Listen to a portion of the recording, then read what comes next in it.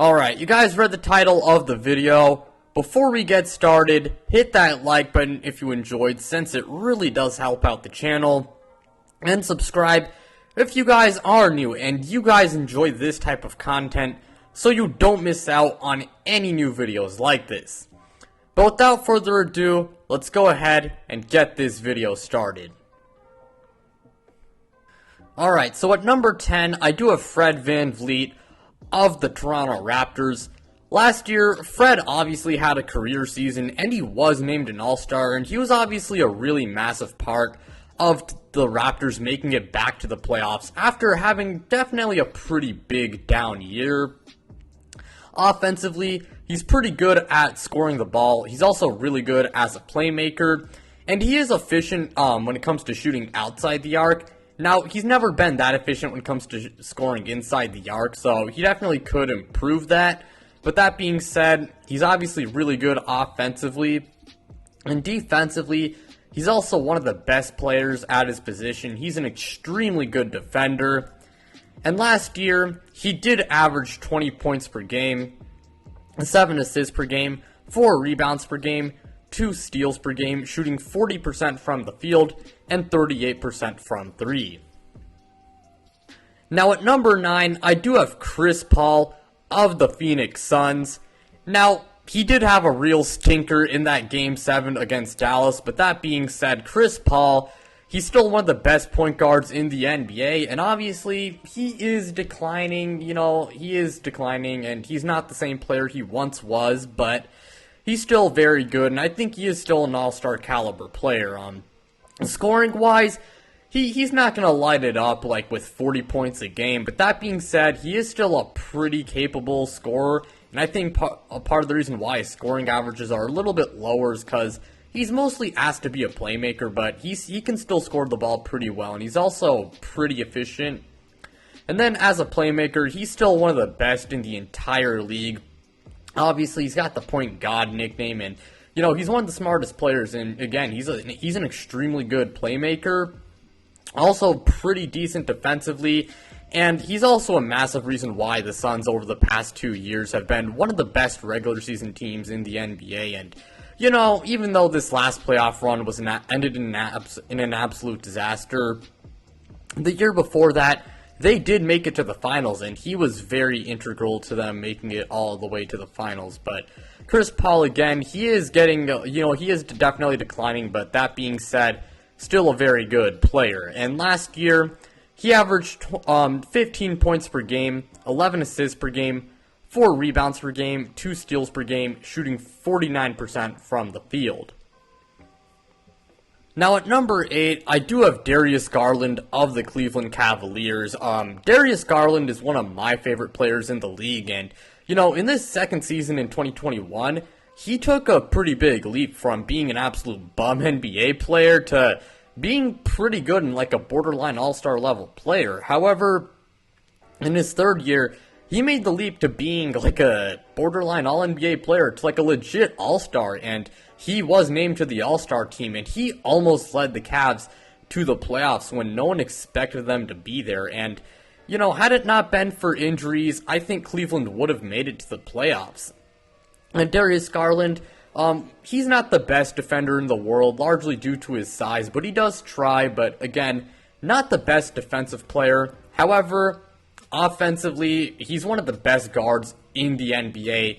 He's a very good scorer, he's an elite playmaker, and he's extremely good as a shooter, and, he's efficient from pretty much anywhere, and he's really good at getting to his spots. And next year, if Cleveland can, not be super injury prone, then I think that team is going to be amazing. And I do expect Darius Garland to be amazing as well, especially with the fact that they have Donovan Mitchell to, take pressure off of Darius Garland. And obviously Donovan Mitchell should help them in the win column. But that's pretty much all I got to say for him. Last year, he did average 22 points per game, 9 assists per game, 3 rebounds per game, shooting 46% from the field and 38% from 3. Now at number 7, I do have Kyrie Irving of the Brooklyn Nets. Now, Kyrie Irving, I mean, the guy's just one of the weirdest players in the league. Last year, he didn't play a whole lot of games due to the, whole vaccine thing, and it's undeniable that he is a drama magnet. But that being said, undeniably one of the best players in the league when he is on the court. He's one of the best ball handlers of all time, and probably the best ball handler in the league right now. Also, he's an elite scorer, of course. Pretty good as a playmaker, and he's also very efficient as a scorer. And defensively, he's not much, but he's not a liability either. And, it's definitely kind of frustrating with him because of the off-court stuff and his lack of availability. But again, when he's on the court, he's amazing. And last year, he averaged 27 points per game, 6 assists, 4 rebounds per game, shooting 47% from the field and 42% from 3. And that isn't a small sample size, so take it with a grain of salt, but definitely good numbers. Now at number 6, I do have James Harden of the Philadelphia 76ers. Now it's undeniable that James Harden last year had a down year and definitely ended terribly with a really bad playoff performance. However, James Harden is still one of the best players in the NBA, and he's still one of the best players at his position. I think he still has that ability to be a lethal scorer. He's still an elite playmaker, pretty good as a rebounder, and defensively, he's never been that good. I mean, there have been times when he was just one of the worst defenders in the league, but he has improved to the point where, he is a neutral. But James Harden, I know that he is coming off a down season, but he's still an extremely good player. And now that he's finally, got a lot of time and like a real offseason to train, because, last offseason he had to rehab from that hamstring injury, but it's been some time since then, and I think he has a chance to really revert back to his All-NBA form. But last year, he averaged 22 points per game, 10 assists per game, 8 rebounds per game, shooting 41% from the field and 33% from 3. Now at number 5, I do have Damian Lillard of the Portland Trail Blazers. Now Dame did not really play that many games last year, and he didn't play well in those games, so I'm not going to be including any stats. However, we know how good of a player he is when he's on the court. The guy is a lethal scorer. He's also an amazing playmaker. Not to mention, the guy is also, he's also got an amazing range, and he's super efficient as a scorer. And Damian Lillard, simply put, when he's on the floor, he's one of the best players in the entire game. So next year, assuming he's healthy, I expect him to play like an all-NBA level player and, just play like the normal Dame he is. But aside from that, that's really all I gotta say for him. Now at number 4, I do have Ja Morant of the Memphis Grizzlies. Ja obviously was phenomenal. I mean, the guy took a leap from being just like a borderline all-star level player to an all-NBA level player, and he's one of the best players in the entire NBA right now. Obviously, he's an extremely good slasher, one of the best slashers in the league, and he's extremely good at scoring in the paint. And despite the fact that he is a small guard, and along with that, aside from being a good scorer, he is a very good playmaker, and he's also an excellent leader. I mean, the Memphis Grizzlies on paper, they aren't the most talented team, but last year I believe they were the 2 or 3 seed in the Western Conference, and they surprised a lot of people. And defensively, I know he's not the strongest. I know there are people out there who do think he is overrated, but Ja Morant, it's undeniable that he's one of the best players in the NBA.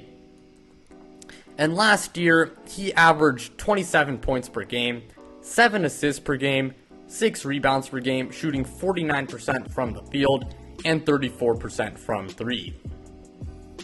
Now, making our way into the top 3, we do have Trey Young of the Atlanta Hawks. Trey Young, he was obviously phenomenal last year. We know the case with him. He's one of the best offensive players in the NBA. He's an extremely good scorer, obviously.